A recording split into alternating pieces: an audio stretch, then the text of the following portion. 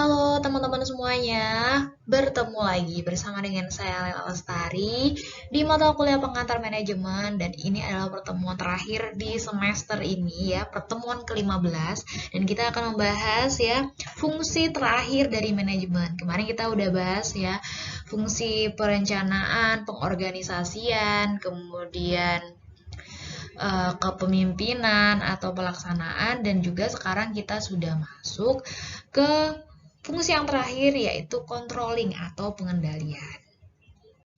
Nah, baik teman-teman semuanya, di pertemuan kali ini ada 4 pokok bahasan yang akan kita bahas bareng-bareng ya. Yang pertama adalah deskripsi dan pentingnya pengendalian, lalu yang kedua ada proses pengendalian, yang ketiga adalah pengendalian kinerja organisasi dan karyawan, dan yang terakhir adalah konsep-konsep pengendalian.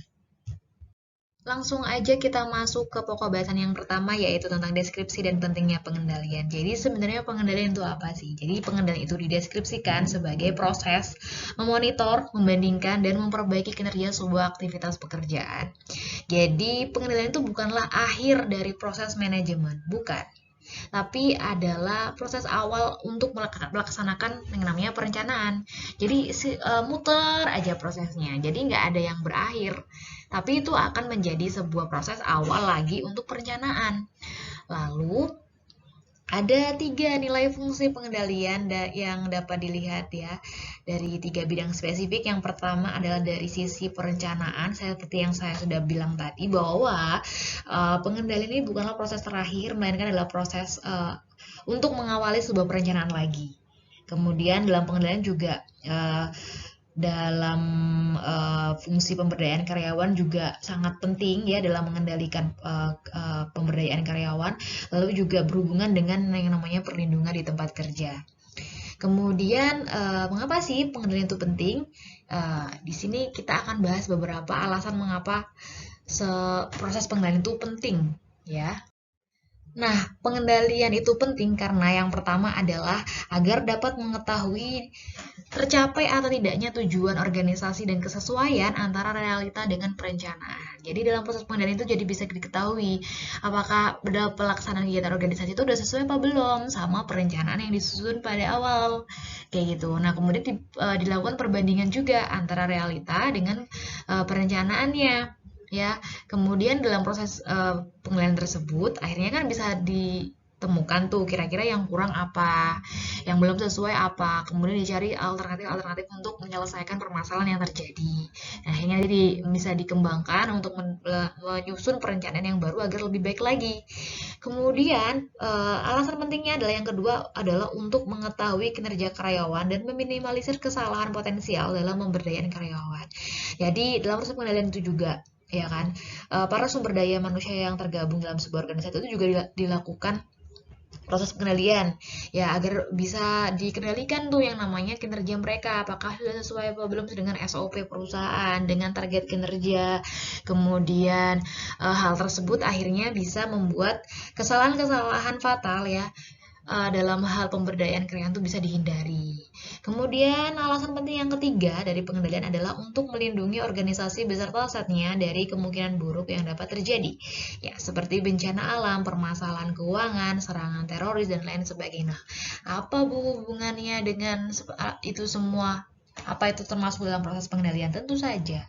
Jadi proses pengendalian itu kan nanti akan saya jelaskan ya ada 3 konsep pengendalian ada dilaksanakan di awal, di dalam proses dan juga di akhir. Nah itu semua seperti contohnya untuk pengendalian bencana alam berarti kan itu dalam prosesnya.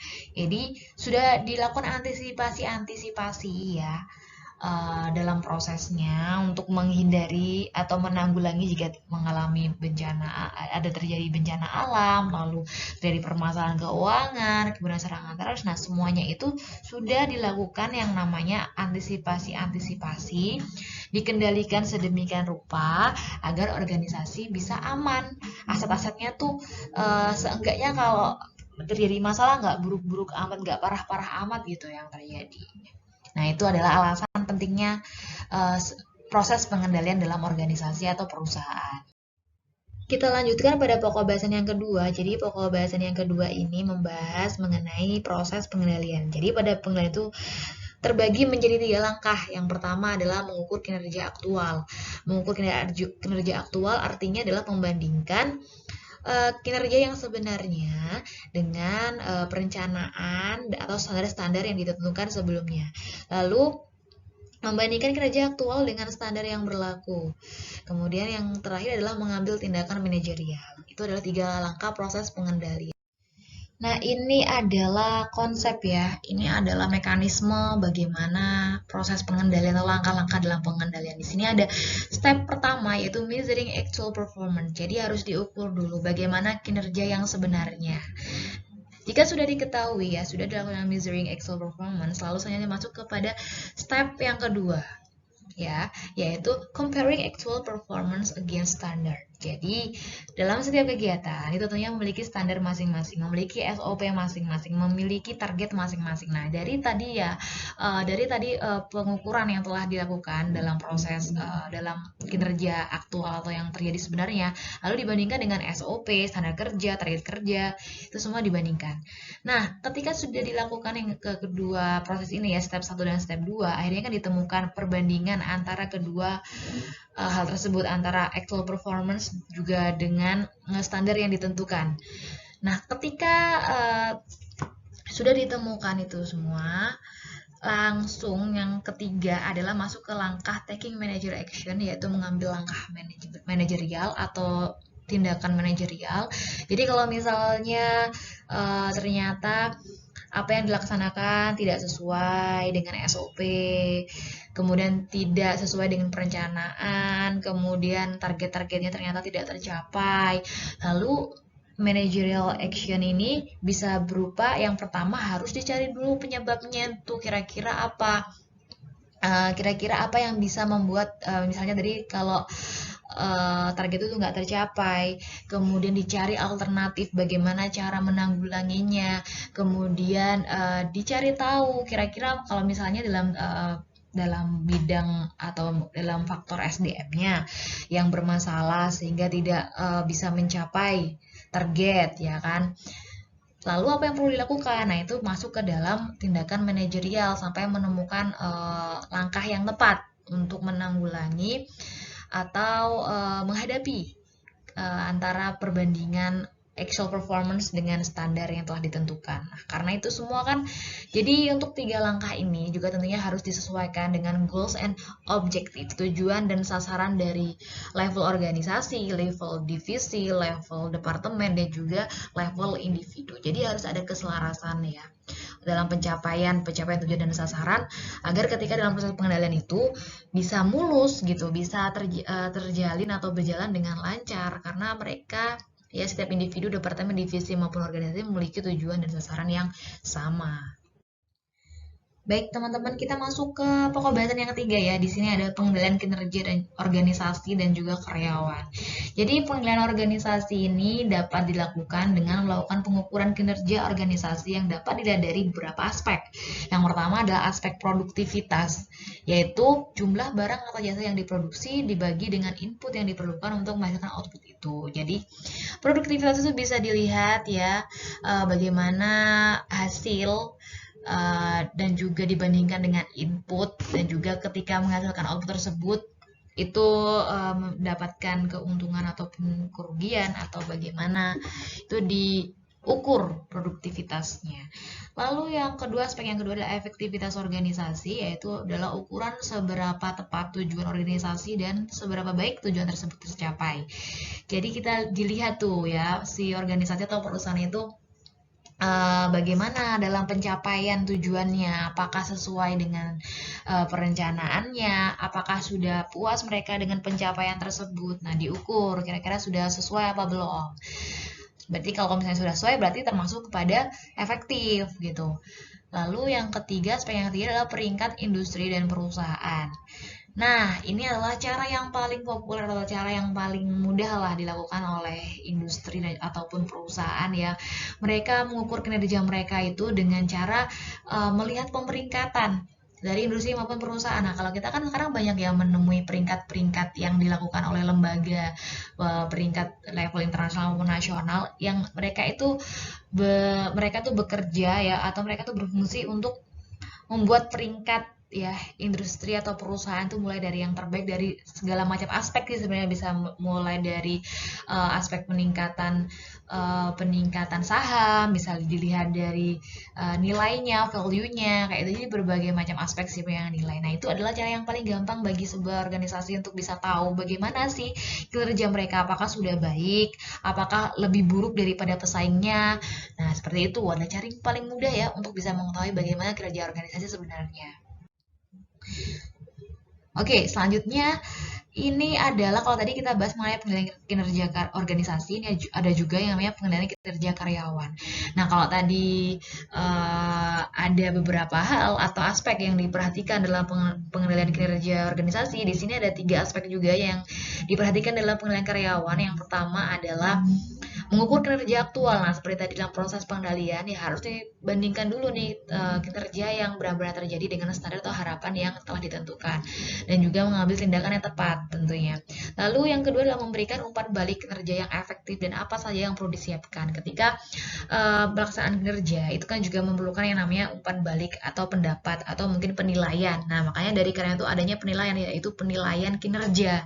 Nah, sehingga penilaian kinerja tersebut bisa digunakan untuk persiapan melakukan apa yang perlu diperbaiki atau perlu ditambahkan atau perlu disesuaikan lagi, ya gitu.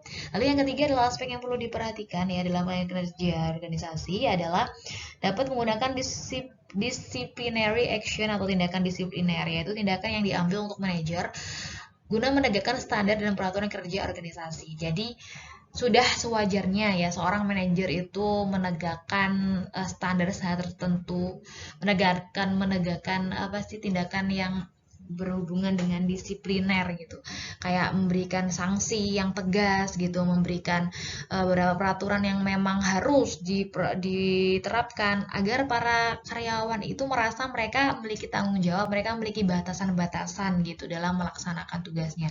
Jadi tidak seenaknya sendiri dalam pelaksanaan pekerjaan, agar mereka juga tidak terlalu santai dalam melaksanakan tugas-tugasnya sehingga bisa mengganggu tercapainya tujuan organisasi. Seperti itu. Nah, kita sudah sampai ya di pokok bahasan yang keempat, pokok bahasan yang terakhir, yaitu konsep pengendalian feed forward, concurrent, dan feedback. Jadi ini adalah konsep-konsep pengendalian ya. Ada feed forward, ada concurrent, dan juga ada feedback. Yang pertama kita ada yang namanya feed forward control, yaitu pengendalian yang terjadi sebelum aktivitas kerja dilakukan. Kemudian concurrent adalah pengendalian yang terjadi saat aktivitas kerja sedang berlangsung. Dan yang ketiga adalah feedback control, yaitu pengendalian yang terjadi setelah aktivitas kerja dilakukan. Jadi ketiga jenis ini, jadi ketiga konsep ini bisa dipastikan dan bisa dipahami ya. Perbedaannya adalah di waktu pelaksanaannya. Kalau feed forward pelaksanaannya itu sebelum aktivitas kerja dilakukan. Kalau concurrent itu dilaksanakan ketika proses berjalannya sebuah aktivitas. Dan kalau feedback itu adalah setelah aktivitas kerja dilakukan. Jadi bisa dipahami ya, perbedaan dari ketiga konsep ini adalah di waktu pelaksanaannya, di waktu pelaksanaan pengendaliannya gitu. Oke, ini adalah bagian yang menunjukkan dari ketiga konsep tadi, yaitu feed forward, concurrent, dan juga feedback. Jadi kalau feed forward control itu berhubungan dengan proses input, kalau concurrent control itu berhubungan dengan proses, dan yang ketiga yaitu feedback control itu berhubungan dengan output. Jadi feed forward control berfungsi untuk mengantisipasi masalah yang terjadi, makanya perlu dilakukan proses kajian ya, kajian-kajian yang perlu dilakukan untuk sebelum pelaksanaan kegiatan. Jadi kalau bisa diminimalisasikan ya apa-apa yang tidak diinginkan untuk terjadi, atau aspek-aspek yang mungkin masalah-masalah yang mungkin akan bisa dihadapi itu bisa diminimalisir agar tidak terjadi kalau bisa. Lalu pada concurrent control itu adalah pada prosesnya ya, yaitu untuk memperbaiki masalah ketika terjadi, ketika proses berlangsung gitu.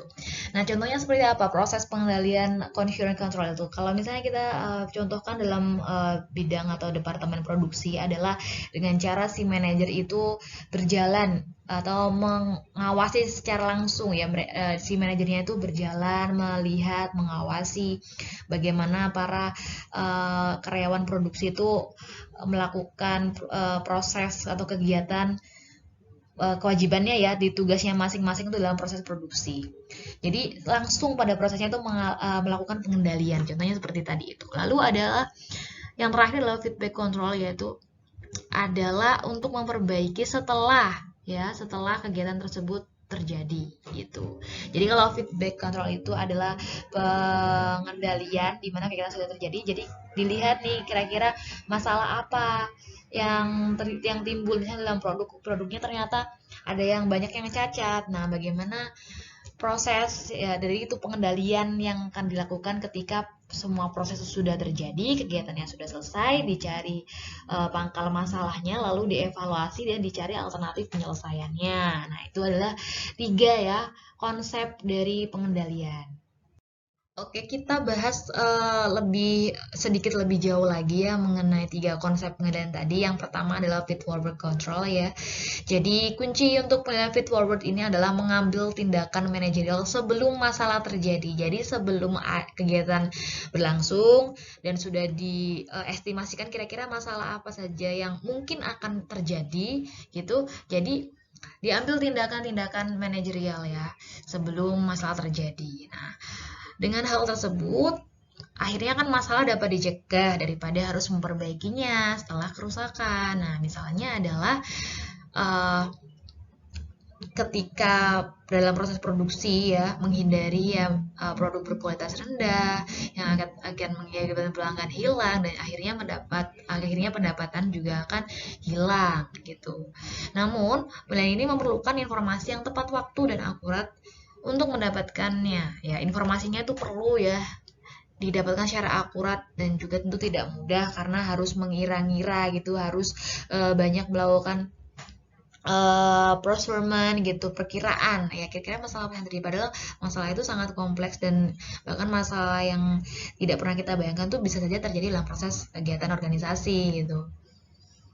Nah, kemudian ada contoh ya mengenai feed forward ya pada program pemeliharaan berkala pada pembangkit listrik tenaga nuklir yang dilakukan oleh perusahaan energi. Jadi program-program ini tuh dirancang untuk mendeteksi dan antisipasi agar dapat mencegah kegagalan fungsi yang dapat menyebabkan kecelakaan gitu.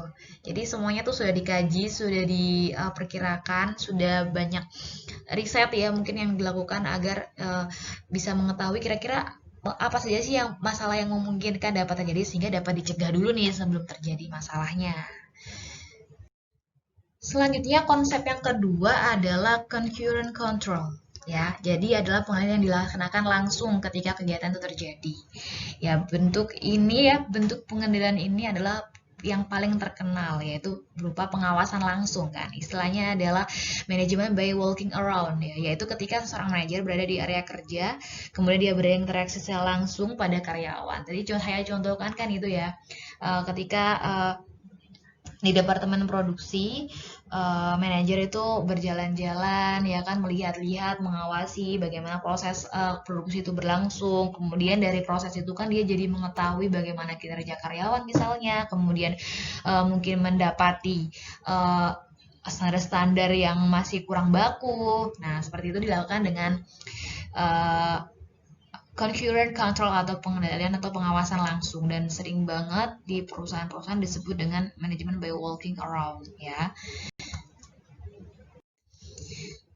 Nah, konsep yang terakhir adalah feedback control, yaitu pengendalian yang dilakukan setelah kegiatan itu berakhir ya. Nah, di sini si feedback control ini memiliki 2 keunggulan. Yang pertama adalah umpan balik memberi manajer informasi yang bermakna tentang seberapa efektif upaya perencanaan mereka. Lalu yang kedua adalah umpan balik dapat meningkatkan motivasi seseorang. Jadi kan ketika sudah selesai sebuah kegiatan, itu kan akan dievaluasi apa kekurangannya, apa kelebihannya, masalah apa aja yang terjadi. Nah, apakah sudah sesuai dengan perencanaannya. Nah, itu semua kan akan memberikan informasi-informasi yang nantinya akan bisa digunakan untuk meningkatkan atau improvement dalam proses perencanaannya. Sudah efektif apa belum ya, kayak gitu. Lalu si umpan balik ini kan juga bisa meningkatkan motivasi seorang. Contohnya adalah tadi kalau SDM itu mendapatkan penilaian kinerja. Jadi ketika kalau dia mendapatkan penilaian dan ternyata menunjukkan bahwa penilaiannya tersebut adalah buruk atau masih belum memenuhi standar kelayakan, nah maka dia akan termotivasi untuk bisa meningkatkan kinerjanya, ya kan? Karena apa? Karena penilaian tersebut sangat bermakna ya, sangat penting juga untuk setiap individu atau karyawan. Ketika dia mendapatkan nilai kinerja yang buruk, artinya dia akan dalam ancaman gitu, dalam masalah, karena bisa saja kalau dia tetap kinerjanya buruk terus akan meningkatkan kemungkinan dia akan dipecat dan lain sebagainya. Nah, itu makanya akan memotivasi seorang untuk bisa memperbaiki kinerjanya kalau misalnya kinerjanya itu buruk. Bagi yang kinerjanya baik gimana, Bu? Kalau misalnya kinerjanya sudah baik, tentunya bisa memotivasi orang juga. Dia pengen lebih jauh lebih baik lagi agar tidak kalah dengan yang lainnya. Kayak gitu. Nah, baik teman-teman semuanya, telah berakhir pembahasan kita mengenai pengendalian manajemen. Tetap saya ingatkan buat teman-teman untuk tetap membaca ya, mencari referensi-referensi lainnya mengenai materi ini. Silahkan baca referensi yang banyak, kemudian didiskusikan, boleh juga didiskusikan bersama saya. Kemudian tetap semangat kuliahnya dan jangan lupa jaga kesehatan tentunya. Kemudian teman-teman, ini adalah kita sudah sampai di pertemuan ke-15, artinya mata kuliah pengantar manajemen ini telah kita selesaikan dalam 1 semester. Nah, saya mengucapkan terima kasih banyak ya bagi teman-teman yang sudah mengikuti melaksanakan setiap perkuliahan dengan baik, kemudian kita melaluinya dengan penuh sukacita, dan juga saya tentunya memohon maaf jika dalam pertemuan pertama sampai terakhir saya melakukan banyak kesalahan, banyak kekurangan. Saya memohon maaf. Semoga kita bisa bertemu di mata kuliah semester selanjutnya. Terima kasih, saya ucapkan banyak-banyak terima kasih untuk teman-teman semuanya.